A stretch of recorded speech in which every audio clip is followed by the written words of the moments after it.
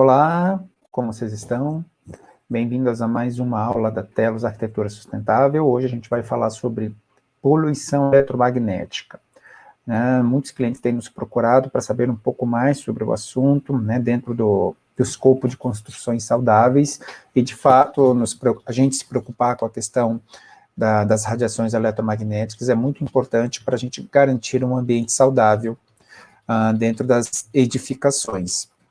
Então, a proposta dessa aula é trazer alguns conhecimentos gerais, de onde vem essa preocupação com as questões das radiações, alguns estudos que comprovam a questão dos perigos à saúde, das radiações eletromagnéticas. Então, um assunto muito complexo que envolve uma série de disciplinas, como a própria arquitetura, a engenharia, a física, a própria medicina. Então, a proposta, de fato, não é nos aprofundar sobre esse assunto, mas conhecer algumas questões iniciais, para entender do que se trata, da importância de medir as radiações, para nos verem o quão estamos inseridos dentro dessa poluição eletromagnética. Então, preparei uma rápida apresentação para passar para vocês, para a gente ir discutindo rapidamente um pouco de todo esse contexto, que abrange a questão da poluição eletromagnética. Então, vou passar aqui, aumentar para vocês a tela. E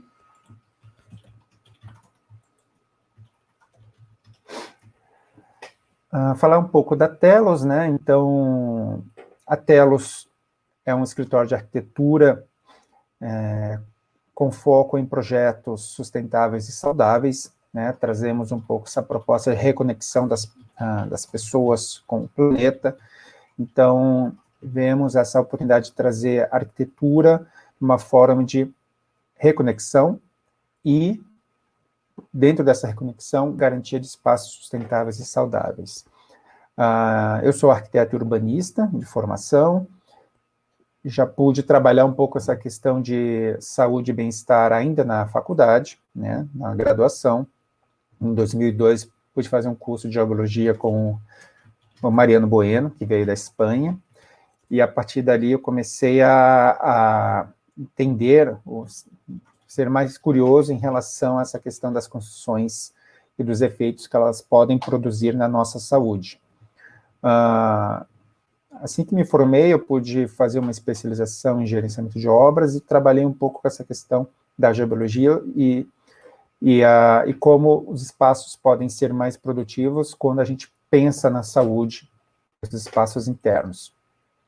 Logo na sequência, eu entrei no mestrado na Universidade Federal do Paraná e pude trabalhar na minha dissertação de mestrado a questão das radiações eletromagnéticas vindas de estações radiobase, ou antenas de celular, na qual pude desenvolver um estudo, uma experiência prática, analisando alguns sistemas construtivos e medindo a sua taxa de atenuação de uma série de frequências que são existentes, que a gente encontra hoje nas antenas de celular. Atualmente estou no doutorado, no Programa de Desenvolvimento e Meio Ambiente, onde eu vou procurar trabalhar com o conceito mais de cidades saudáveis, cidades biofílicas. Então, antes de mais nada, é bom trazer um pouco essa questão de onde nasceu essa preocupação com edificações saudáveis. Então, na década de 80, a Organização Mundial da Saúde, em função de uma série de ocorrências de pessoas adoecendo dentro de algumas edificações, conseguiu identificar que até 30% de todas as edificações no mundo podem causar algum tipo de enfermidade nas pessoas, naqueles que estão ocupando esses ambientes. Isso é um número muito alto, e a partir daí, várias agências internacionais, a própria academia começou a ficar mais preocupada sobre a questão dos efeitos que as edificações, né, os sistemas construtivos, os materiais, podem provocar na saúde das pessoas. É interessante a gente verificar que até a própria OMS identifica como saúde não é simples fato de ausência de doenças, mas, na verdade, se trata de garantia de bem-estar, qualidade de vida. Isso nos níveis físico, psíquico, psicológico, né, mental. Então, é muito complexa essa questão que a saúde é vista pela OMS. Então, o fato de eu não estar doente tomando alguma medicação não necessariamente me traz esse conceito de saúde, de qualidade de vida, de bem-estar. Então, a OMS vai trabalhar muito com esse conceito. E a partir do momento que se identificou que as construções podem causar doenças nas pessoas, uma série de questões começaram a aparecer, e muitas instituições, órgãos começaram a trabalhar fazendo essa pesquisa em relação a todos os elementos construtivos que podem estar causando algum tipo de problema na saúde das pessoas. Então, a síndrome do edifício enfermo, síndrome do edifício doente, é uma realidade reconhecida pela própria Organização Mundial da Saúde, na qual entendo que os arquitetos e urbanistas deveriam ter uma grande atenção sobre esse assunto, porque nós, de fato, somos responsáveis pela saúde das pessoas que vão ocupar os espaços que projetamos, né? Hoje a gente está muito mais preocupado com uma estabilidade estrutural de uma construção, mas, sim, nós podemos propiciar ambientes que possam trazer malefícios à saúde e bem-estar dos ocupantes. Então, esse seria o início da nossa conversa, mostrar que a síndrome do edifício doente já é um primeiro passo que as autoridades, as agências internacionais já entendem que as construções e tudo que está inserido nela podem criar algum tipo de efeito nocivo à saúde. E, entendendo que as construções têm essa característica, nos chama a atenção que, um estudo realizado na Inglaterra, mostra que 90% do nosso tempo passa dentro das edificações, ou ambientes fechados, porque esse estudo também entende que carros, veículos, de uma forma geral, correspondem a essa porcentagem. Então, mais do que nunca, é muito importante que a gente tenha esse cuidado de pensar nos espaços como espaço de uso e ocupação, das pessoas, dos seres vivos, de uma forma geral, e que ela, por estarmos 90% do nosso tempo dentro de alguma edificação, um eventual impacto sobre a nossa saúde é muito grande. Então, existe uma preocupação muito grande hoje na sociedade sobre a poluição do ar, nas ruas, mas é um dado que a gente tem, que a ciência já comprovou, que a qualidade do ar interno de algumas edificações podem ser até 6 ou 8 vezes mais poluentes, estar mais poluído que do ambiente externo. Principalmente quando a gente não trabalha com a renovação do ar, quando a gente coloca dentro desses ambientes materiais que possam estar emitindo algum composto orgânico volátil, algum tipo de toxina, a gente tem a questão também de metais pesados, gás radônio. Então, há uma série de riscos, nas quais nós estamos sujeitos, em função do entorno, obviamente, na qual a nossa edificação está inserida, mas também a própria construção em si. Então, essa é uma informação muito legal, que a gente tem que absorver, entender a importância de pensar em construções saudáveis, numa arquitetura saudável, porque, de fato, é onde as pessoas hoje, principalmente dentro desse mundo urbano, cada vez estão mais presentes.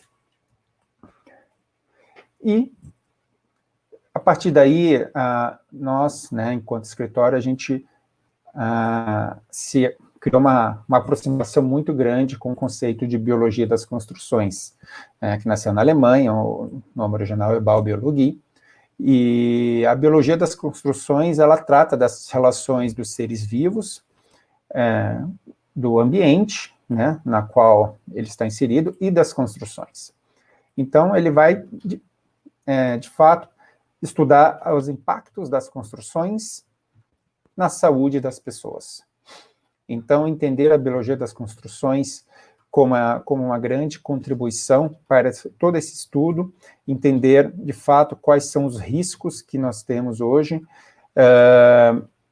nos materiais, sistemas construtivos que especificamos para a saúde e bem-estar das pessoas que vão ocupar esse ambiente. A biologia das construções ela é composta por 25 princípios, dividido em 5 categorias. Hoje, né, como a gente vai falar sobre poluição eletromagnética, a gente vai falar sobre um desses itens, um desses 25 princípios, que fazem parte do primeiro item ali que vocês estão vendo, que é a qualidade, né, do ar interno, né, do ambiente interno. Então, a biologia das construções ela vai trazer dentro dos 25 princípios uma visão muito holística, muito sistêmica, do ponto de vista até ambiental, ecológica, mostrando não só a questão da construção em si, mas a sua relação com o entorno. Então, é uma ciência muito técnica, né, onde tudo é muito tangível, tudo é quantificado, medido, usando equipamentos. Então, nós temos, dentro dos parâmetros da biologia das construções, uma fonte segura, né, para nos guiar, enquanto quais parâmetros nós devemos estabelecer dentro dos níveis de saúde e bem-estar para uma edificação. E a biologia das construções entende que nós, né, estamos sujeitos a 3 tipos de riscos, né, 3 fontes de risco dentro de uma edificação. Os riscos físicos, os riscos químicos e os riscos biológicos. A poluição eletromagnética, ela se enquadra nos riscos físicos, onde, por exemplo, nós temos os campos elétricos de corrente alternada, nós temos os campos magnéticos de corrente alternada, nós temos a eletrostática, os campos magnéticos naturais da Terra, a radioatividade, gás radônio, nós temos as ondas eletromagnéticas, que a gente vai explicar aí na sequência, e também a questão da luz, né, e a questão do som. Então, fenômenos físicos que, de alguma forma, impactam o nosso corpo, nosso metabolismo, e procuramos analisar, né, qual é essa interface da construção nesses riscos. Em algumas situações, ela pode garantir segurança, proteção para riscos externos, mas em alguns casos, ela pode ser a própria fonte geradora de risco. Então, a biologia das construções, ela vai entender essas três fontes diversas, e a partir daí, dentro de cada uma das suas categorias, desenvolver métodos, parâmetros de medição, né, e de níveis aceitáveis, dentro também de um espectro que varia do ideal ao severo, e a partir daí a gente consegue entender em que situação nós estamos e na sequência, né, pensar em medidas mitigadoras para deixar o ambiente mais próximo possível do ideal. Então, aqui é um breve resumo do que esse documento, né, que vocês podem acessar depois no site do Instituto de Biologia das Construções da Alemanha, da IBN. Então, os riscos físicos, eles estariam dentro desse tópico A, né, de campos, ondas e radiação. Hoje a gente vai falar desses 3 primeiros, dos campos elétricos de corrente alternada, campos magnéticos de corrente alternada, da radiofrequência, né, a radiação na faixa de micro-ondas, que basicamente se trata das radiações que vêm das antenas de celular e também dos roteadores, Wi-Fi e, obviamente, os nossos equipamentos de comunicação sem fio, né, como smartphones, tablets e alguns telefones. Então, basicamente, a biologia das funções vai trabalhar com toda essa gama de fenômenos. Nós estamos já preparando próximas aulas, na qual a gente vai conversar um pouco mais, apresentar de uma forma geral o conceito de biobiologia, os 25 princípios, né, todos esses riscos de uma forma geral, mas, por hora, vamos nos ater a esses 3 primeiros riscos físicos, né, que são os mais comuns encontrados nas nossas edificações. Dentro dessa pequena introdução, alguns de vocês podem estar se perguntando, né, por que a gente deve se preocupar com as radiações eletromagnéticas. Primeiramente, né, eu pude observar isso na minha dissertação, que não há consenso, né, no meio científico e até acadêmico em relação aos potenciais danos das radiações eletromagnéticas à saúde das pessoas.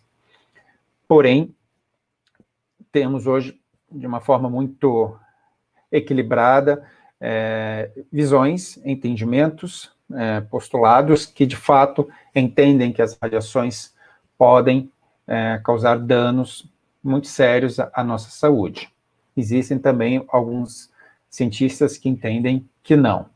Um pouco dessa discussão se trata de um tipo de análise, um tipo de campo, que quando se estuda os efeitos das radiações, analisa-se seus potenciais efeitos térmicos na nossa saúde. Então, a radiação na faixa de micro-ondas, né, como vocês podem até fazer uma analogia com o próprio equipamento, né, o eletrodoméstico, que muitos têm em suas casas, o forno de micro-ondas, que eles têm a capacidade de aquecer o alimento, né?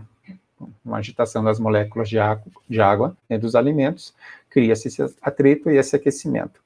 Então, muitos dos estudos e das resoluções feitas pelos órgãos internacionais acabam tratando desse tipo de efeito na saúde das pessoas.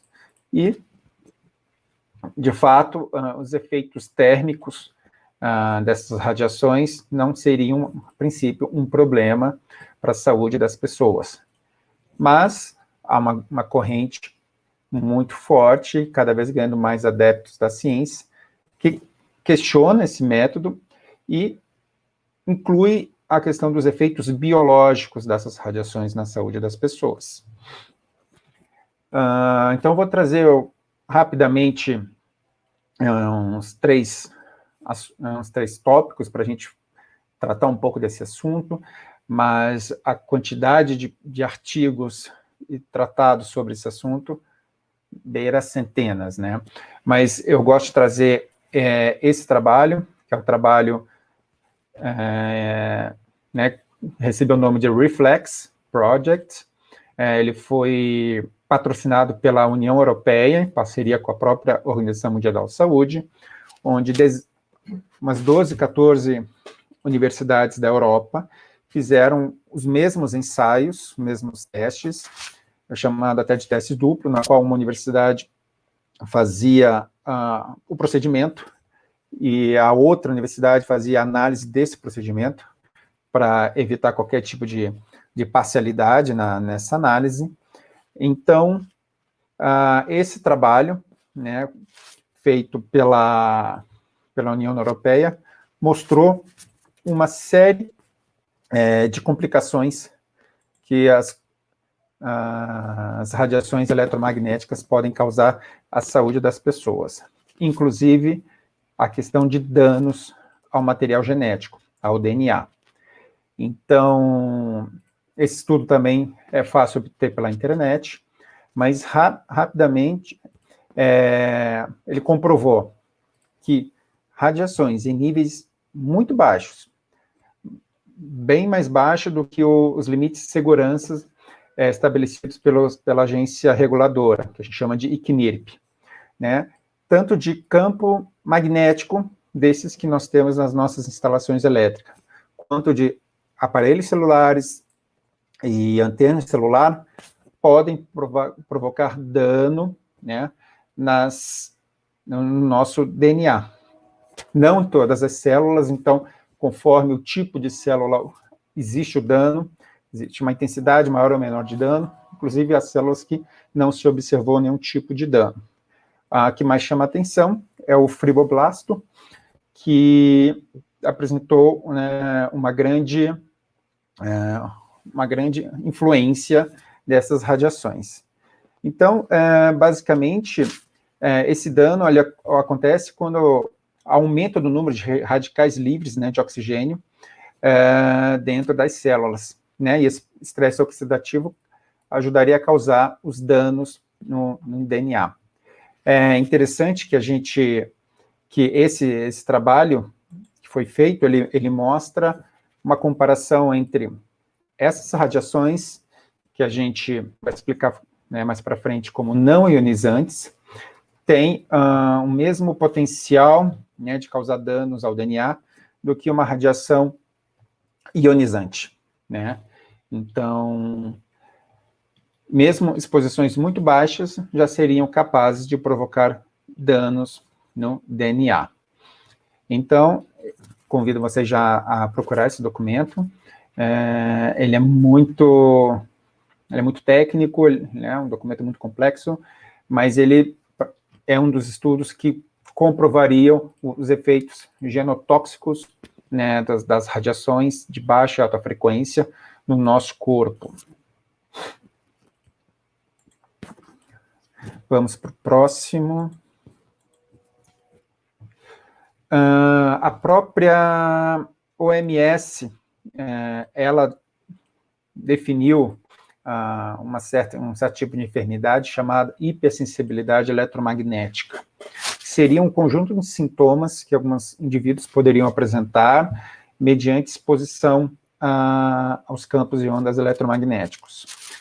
Seria uma série de sintomas, né, que poderiam aparecer em determinadas pessoas, ser uma relação direta entre o fenômeno em si e as enfermidades. Então, algumas pessoas poderiam ter dor de cabeça, outras poderiam ter distúrbios do sono, né, não necessariamente se repetiriam. Então, esse é uma das principais críticas ou conflitos que a ciência tem hoje para entender, de fato, como a poluição eletromagnética, como um fato gerador, uma fonte geradora de doenças, porque é difícil você isolar uma doença, um sintoma da causa, porque em muitos casos a poluição eletromagnética ela vai contribuir por o enfraquecimento do sistema imunológico, e a partir daí o corpo ele fica mais suscetível a outras enfermidades, né, que não necessariamente você consegue linkar diretamente com a exposição à radiação eletromagnética. Então, obviamente, são sintomas que variam de pessoa para pessoa, né, o indivíduo ela pode já ter uma predisposição genética, alguma enfermidade, tem toda a questão da sua relação com o meio, né, a sua questão de saúde, de alimentação, de atividade física. Então, a gente nunca vai conseguir, né, isolar de fato uma doença, uma enfermidade, uma fonte, né, de radiação eletromagnética. Por isso que muitos entendem que os sintomas que a poluição eletromagnética pode vir a apresentar são a médio e longo prazo. Uma analogia muito interessante em relação aos sintomas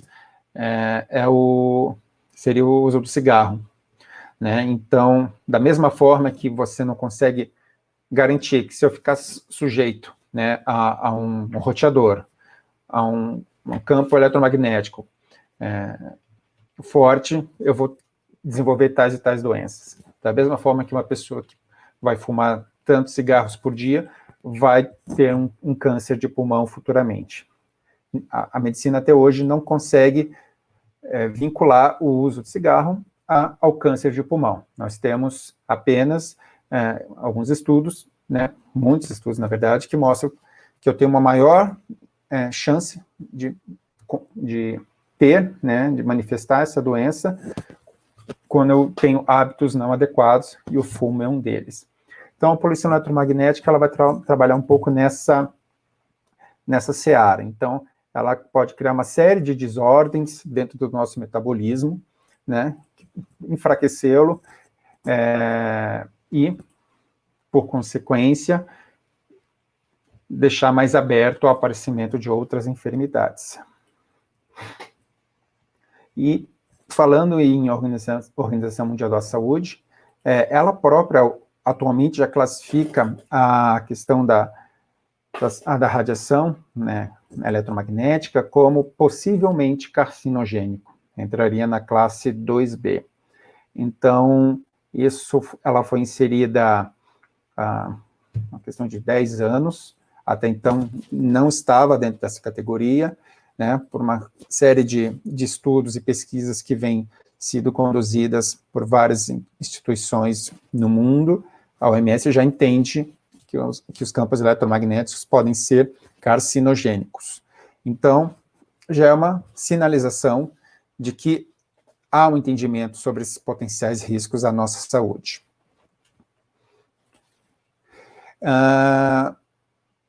Então, eu trouxe para vocês também essa questão do espectro eletromagnético para mostrar aonde está inserida essa radiação eletromagnética, né? Então, vindo da direita para a esquerda, nós temos as radiações ionizantes. São essas que a gente já entende como radiações muito perigosas, né? Como o raio-x, os raios gama, né? Que são conhecidas como ionizantes porque ela tem essa capacidade, né, de danificar as células, principalmente do nosso DNA. Né? O ultravioleta também é considerada uma radiação ionizante, porque ela também tem essa função, né? Quem nunca escutou que em dias de sol muito forte a gente deve usar protetor solar para evitar o aparecimento de câncer, por causa do ultravioleta, por causa da sua capacidade ionizante. Antes dela, da ultravioleta, nós temos a luz visível, né, que todos nós estamos familiarizados, o próprio infravermelho, e abaixo do infravermelho nós temos aí essas radiações eletromagnéticas que a gente tanto fala. Então, importante que vocês saibam, né, que fique muito claro que a radiação eletromagnética, ela engloba a questão da luz visível. Então, quando a gente fala de luz, é radiação, dos raios-x é radiação, né, da faixa de micro-ondas, rádio, tudo isso é radiação. Então, são fenômenos físicos que nós conseguimos medir, quantificar, né. Então, o que nós precisamos é entender quais são seus parâmetros saudáveis. Da mesma forma que nós temos alguns parâmetros que devemos seguir em relação à ultravioleta para estarmos num estado de segurança, né? Essas demais também. Aqui há uma certa divergência entre o que os órgãos internacionais estabelecem como seguros e a biologia das construções entende como seguro. Nós, enquanto trabalhamos com construções saudáveis, a gente sempre vai procurar utilizar os princípios mais rigorosos, baseados em estudos, em pesquisas, que entendem que os parâmetros permissíveis deveriam ser muito menores desses que são tidos como normais e legais dentro dos órgãos internacionais.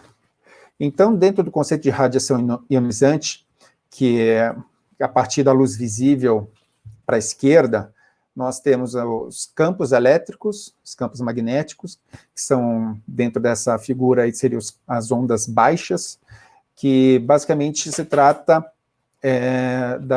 dos campos que estão presentes nas nossas instalações elétricas, residenciais, comerciais, corporativas, obviamente linhas de alta tensão, das usinas hidrelétricas. A gente está trabalhando com a baixa frequência, porque no Brasil, a nossa corrente elétrica, ela trabalha numa faixa de 60 Hz, né? Enquanto a gente já fala para faixa de micro-ondas, a gente já está partindo aí de 800, 900 MHz a 60 GHz, né? Então, dentro hoje do 3G, do 4G, que nós temos hoje, a gente pode chegar até 2.5, 2.4, 2.5 GHz de frequência na faixa de micro-ondas.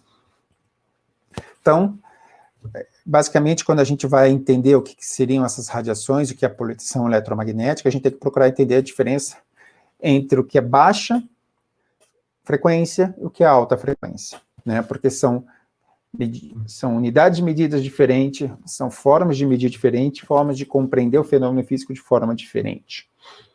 Então, a baixa frequência é tudo que se faz presente nas nossas instalações elétricas. Então, uma tomada, uma lâmpada, né, toda a fiação que liga os equipamentos até chegar no quadro de distribuição, os disjuntores, que vai chegar no poste, no transformador, que transforma de média tensão para baixa tensão, né? Isso a gente vai ter as subestações, transformar de alta tensão, média tensão.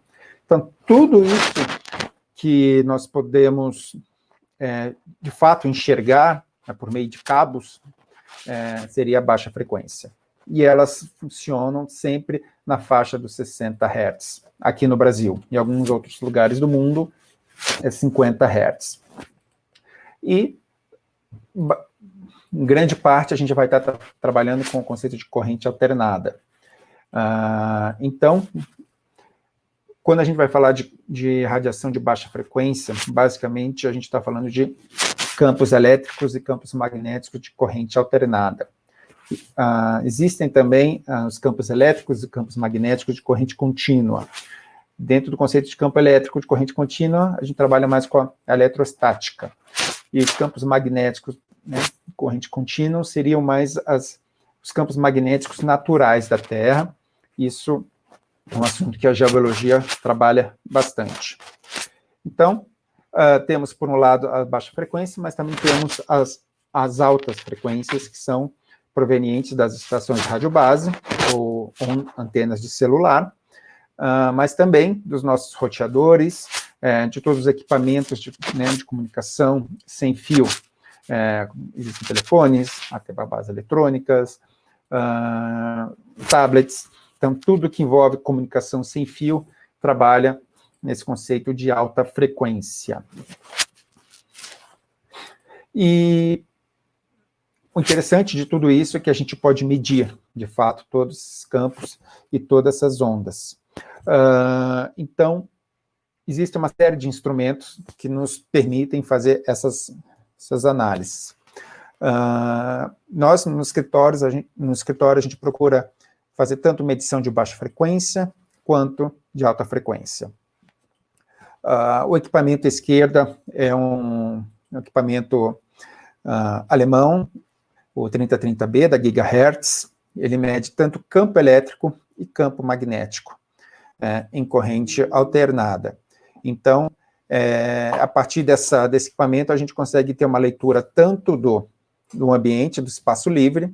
Isso, para quem trabalha com arquitetura e com foco em projetos saudáveis, é muito importante que a gente possa fazer essa análise no ambiente e identificar se aquele local está sob alguma influência de campos elétricos e magnéticos de corrente alternada naquele ponto, né, origens externas. Então, eventualmente ele pode estar próximo à linha de alta tensão, a uma subestação, que são hoje os agentes externos com esse maior poder, né, de influenciar os campos elétricos e magnéticos de um determinado local. E à direita, também o equipamento alemão da Gigahertz, que mede as ondas de alta frequência, tanto pulsada quanto não pulsada, e da mesma forma que o equipamento anterior, a gente, antes de iniciar um projeto, a gente vai a campo e procura observar o nível, né, de exposição de ondas naquele local e a sua fonte, a sua origem. tanto um quanto o outro, eles possuem uma antena direcional, ou seja, eu preciso apontar para uma determinada visada, e aquela visada vai me trazer o nível de radiação que está chegando no equipamento. Então, para eu ter uma leitura 360 graus do local, eu determino quantas visadas eu quero fazer, e a partir daí eu vou fazendo uma série de anotações e medindo o nível de radiação que esses locais apresentam. Isso é interessante, por exemplo, quando eu vou construir uma residência, e eu identifico que eu tenho antenas de celulares em uma determinada orientação desse terreno, chegando em níveis de radiação muito elevados, o que me faz, né, dentro da metodologia de projeto, repensar ou entrar como critério de definição aonde ficariam os quartos, por exemplo, dessa edificação. Então, se eu sei que eu tenho um conjunto de antenas celular no leste desse terreno, talvez eu procure deixar para essa face, essa orientação da edificação, ambientes com uso não prolongado, para garantir que a radiação que vai chegar depois nos quartos, e ela seja a menor possível. Existem, sim, hoje uma série de materiais que podem blindar a edificação de radiações externas, sejam tintas, sejam tecidos, ou trabalhar com um sistema construtivo com grande massa, né? Então, se a gente identifica um local com grande radiação, nós podemos, primeiramente, pensar em deixar os espaços mais de uso prolongado, principalmente quartos, o mais distante possível dessa fonte, criando outras barreiras físicas que possam atenuar essa radiação, inclusive vegetação, o paisagismo pode contribuir muito com isso.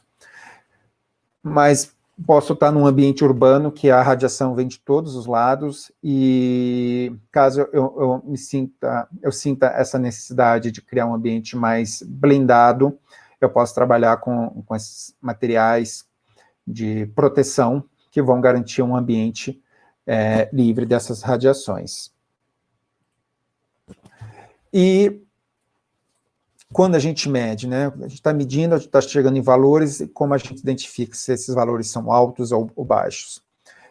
Mais uma vez, eu trago os parâmetros que a biologia das construções, o IBN usa, na Alemanha, o SBM 2015, e onde ele classifica, faz 4 classificações desses níveis de radiação, me permitindo entender aonde eu estou dentro dessa condição. Então, a primeira coluna sem anomalias, e a partir daí vou pôr anomalias leves, suaves, extremas, né? Então, dentro do ambiente urbano, encontrar um ambiente sem anomalia é muito difícil, né? Mas, geralmente, um ambiente urbano saudável ele estaria na segunda coluna. Então, isso em relação a fatores externos. Então, aqui eu tenho a análise dos campos elétricos, de corrente contínua, campos magnéticos, né, de corrente contínua, né, em suas unidades, e radiação de radiofrequência, né, com a sua respectiva unidade. Então, por exemplo, campo elétrico, a gente pode trabalhar com equipamento usando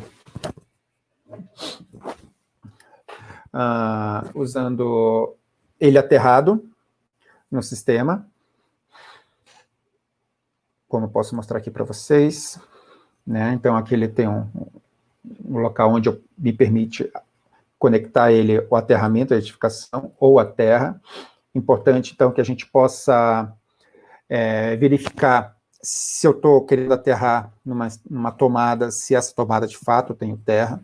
Então, eu consigo, caso tenha, eu faço essa conexão, uso um suporte para não ter contato direto com o equipamento, para não causar nenhum tipo de interferência, ou eu posso também fazer essa medição sem o equipamento estar aterrado. E também tenho a opção de trabalhar, né, emitir a voltagem corpórea, né, o body voltage, que vai permitir fazer uma leitura do campo elétrico que a pessoa, né, o indivíduo está recebendo, né, dentro de uma determinada edificação. A gente costuma até fazer essa análise com a pessoa deitada na cama para ela ver o quanto de tensão corpórea existe ali naquele espaço, né? Então, são essas três formas que nós temos de medir o campo elétrico. O campo magnético é o mesmo equipamento, o 3030B, né, onde eu vou conectar né, colocar a chavinha para medir o campo magnético em nanotesla, e vai permitir que eu faça a medição do campo magnético. A medição do campo magnético é muito simples, então ele tem um dispositivo sonoro que permite, de uma forma, visualizar essa radiação.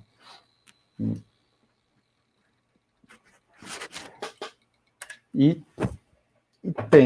trabalhamos também com o equipamento, né, de alta frequência, para medir as radiações de estações radiobase, antena celular, e também os circuitos internos de radiação.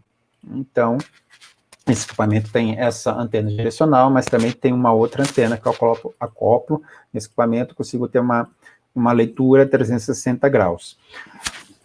Interessante que esses fenômenos, tanto dos dois equipamentos, eles trabalham com esse dispositivo sonoro, que é como uma forma da gente enxergar a radiação, né? Porque a luz, né, como a gente viu, é um fenômeno físico, mas a gente consegue enxergar a luz, né? E a questão sonora, da mesma forma, também é um fenômeno físico, né, as ondas acústicas, e muito facilmente, né, vocês conseguem entender que vocês conseguem enxergar o som, né, por meio da sua audição. Mas as radiações eletromagnéticas, né, elas não conseguem ser perceptidas dentro dos nossos 5 sentidos. E isso é uma grande dificuldade de aceitação das pessoas em relação a esse perigo. Hoje já é de domínio público, né, que a luz, os efeitos da iluminação podem causar algum tipo de impacto no nosso corpo, no nosso metabolismo, né? Quem trabalha com psicologia do ambiente, psicologia das cores, sabe que simplesmente cores diferentes criam um estado diferente no nosso corpo. Da mesma forma que uma luz fria quanto uma luz quente, uma luz pulsante, né, com outras não. Então, é fácil entender que a iluminação exerce uma influência no nosso corpo. E a iluminação, a gente está falando de um fenômeno físico, né, dentro do espectro eletromagnético. A acústica também. A gente sabe que o som, ele pode provocar impactos no nosso corpo, né? Temos alguma vez na vida de vocês viram aquela planilha, aquela tabela com as intensidades sonoras, né, que são aceitáveis, os seus ruídos correspondentes, né, e até onde ela pode ser prejudicial à nossa saúde, né? Isso sem falar em infrassom e ultrassom. Então, isso é muito fácil de entender, mas poluição eletromagnética, por ela ser invisível, né, nesse sentido de que de intangibilidade, né, a gente não consegue sentir, alguém ligou um roteador, olha, alguém ligou, então, de fato, é difícil a gente entender, se apropriar dessa radiação como um fenômeno físico que pode trazer algum desconforto para a nossa saúde. E aqui, por exemplo, são alguns exemplos de projeto que a gente costuma executar, que trazem um pouco de todas essas questões de projeto, de manter as instalações elétricas afastadas dos ambientes de longa permanência, né? Então, fazer um pequeno recorte, um pequeno parêntese sobre a importância que essas tecnologias trazem hoje para a gente. Então, de forma alguma, a proposta dessa aula é que a gente evite, que a gente enxergue a tecnologia dos campos eletromagnéticos como uma questão simplesmente nociva, né? De fato, a tecnologia hoje que nos permite ligar um computador, fazer uma conversa por videotransferência, hoje são conquistas, né, muito importantes que nós temos hoje, mas todo o conceito de discutir esse assunto é pensar nessa tecnologia, no uso dela de uma forma consciente, né, dentro da nível de segurança. Uma analogia rápida é a questão do carro, né?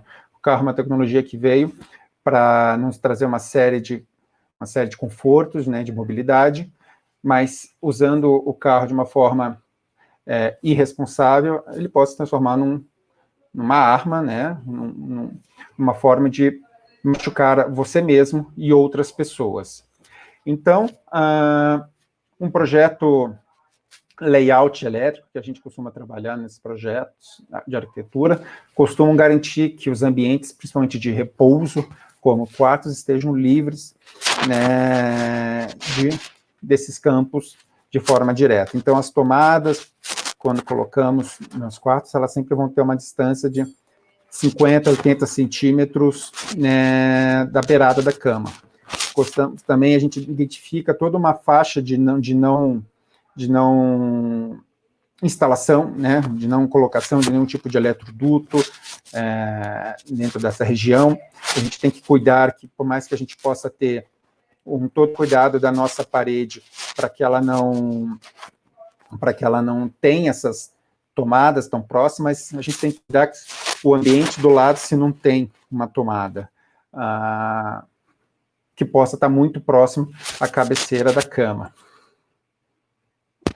Né? E aqui trouxe para vocês, a título só de exemplo, um pouco como seria um relatório, né, de análise de campos elétricos e magnéticos, corrente alternada, né, e de ondas eletromagnéticas. Então, aqui a gente pega, por exemplo, um quarto de um casal, onde a gente identifica a intensidade do campo, tanto elétrico quanto magnético, das tomadas, né, e de qualquer outro objeto que a gente consiga identificar que pode trazer, que pode expor as pessoas a um campo elétrico, a um campo magnético. Então, identificamos as intensidades de todas as tomadas, e caso haja um eletroduto que possa passar próximo a esses locais de permanência, também fazemos essas medições. E ondas eletromagnéticas da mesma forma, né?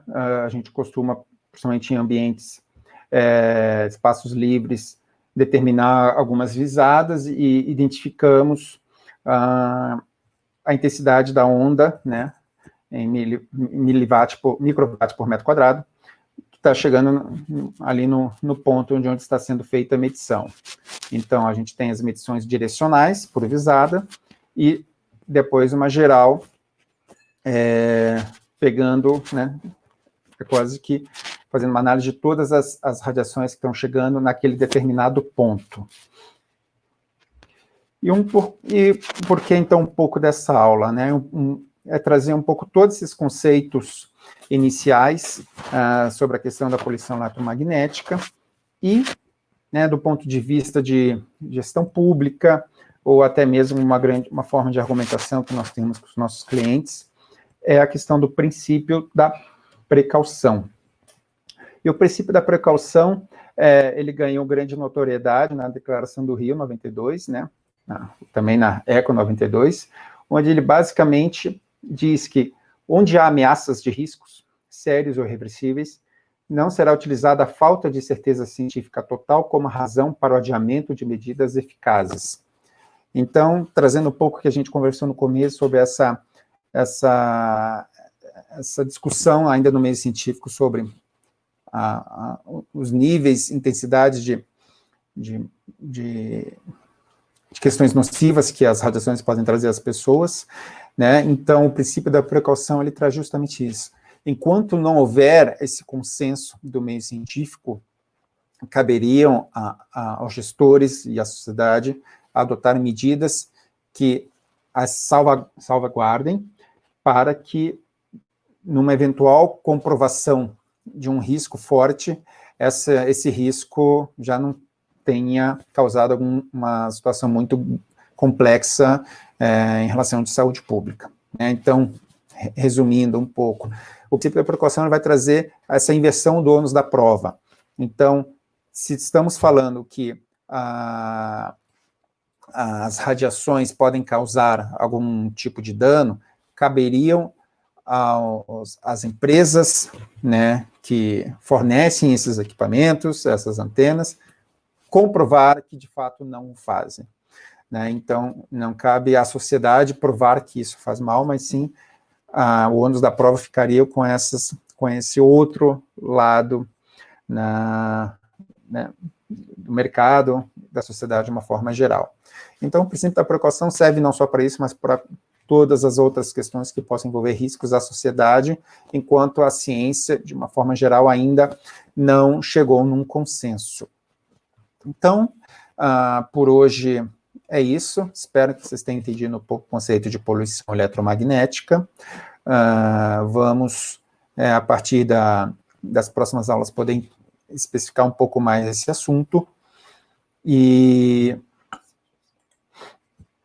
gostaria de agradecer a todos, né, e a todos que assistiram.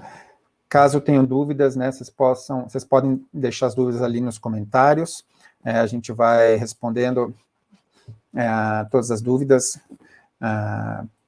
que forem aparecendo, né, para deixar esse tema um pouco mais claro para todos, né, a sua importância.